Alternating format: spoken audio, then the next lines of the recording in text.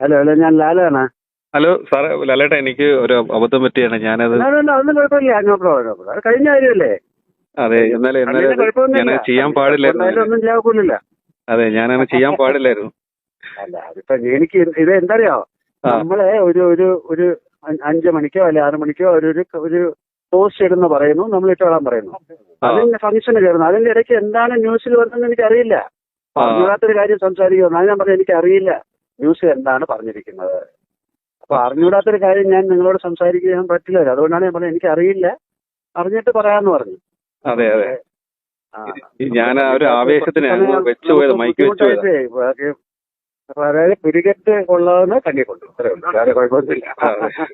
ഞാനൊരു ആവേശത്തിന് മൈക്ക് വെച്ചായിരുന്നു. എന്ത് ചെയ്യാൻ പറ്റും, ഇവർക്ക് മാധ്യമം അങ്ങനെയാണല്ലോ. ഇപ്പൊ ഒന്നും കിട്ടിയില്ലേ നിങ്ങളെ കയറി പിടിച്ചു, ഇത്രയേ ഉള്ളൂ, വേറെ എന്ത് ചെയ്യാൻ.